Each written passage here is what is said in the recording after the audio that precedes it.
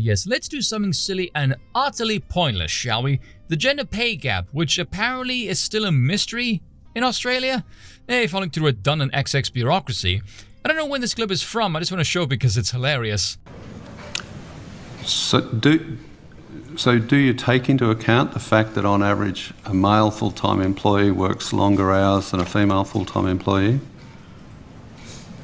That is the face of oh fuck. Now the answer is obviously no, because if you did, you wouldn't be sitting there peddling this bollocks. That's what's astonishing to me about this nonsense. Anyone can debunk the gender pay gap with a single variable, hours worked. And if you're wondering, is this going to be just 3 minutes of them dancing around pointlessly and stupidly trying to avoid that incredibly obvious fact? Yeah, pretty much. Watch.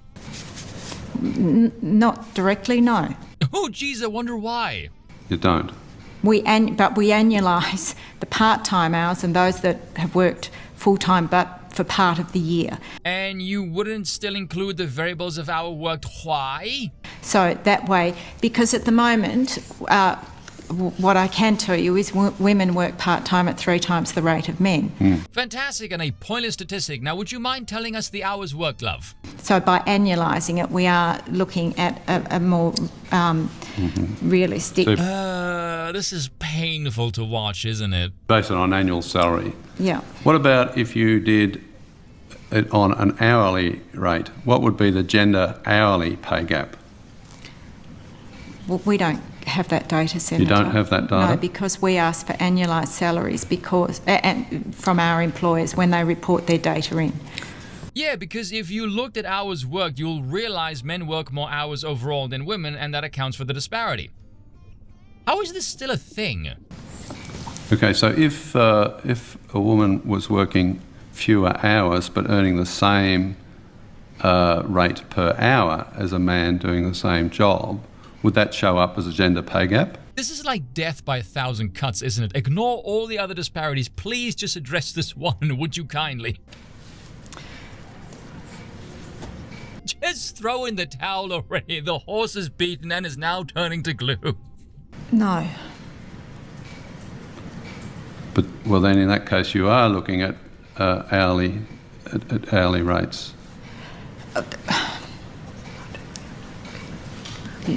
Janine Budoft, Research and Analytics Executive Manager. So, just look at that. A room of utterly useless figures, isn't it? You all know there's not a lick of anything productive on that side of the room.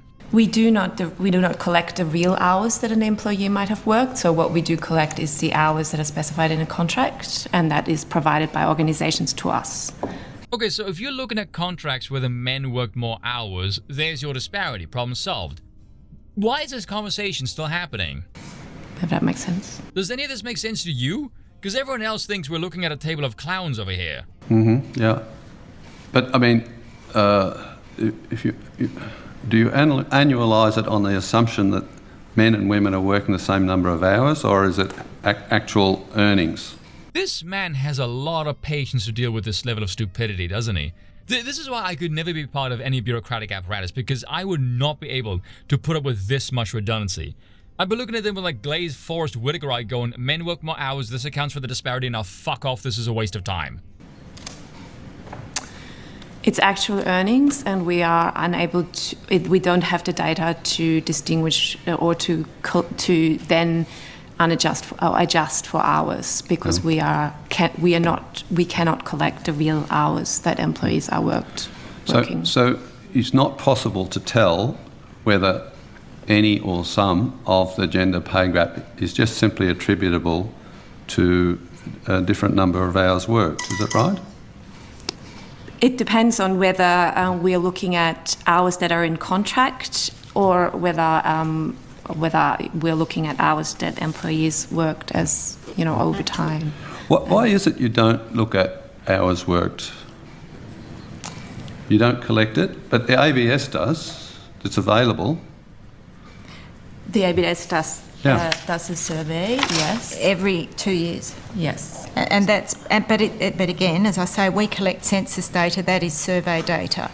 And the other thing I would say at this stage, Senator, is just because somebody might be sitting at their desk for 12 hours a day doesn't mean you're getting 12 hours of productivity out of them, and doesn't mean that they're working in essence any harder than someone that may sit at their desk for 8 hours. Oh man, to take a quote from someone in a Twitter thread, I love the girl boss at the end saying that someone being at their desk doesn't mean they're working. Just like 7 of you testifying doesn't mean any of you has a clue.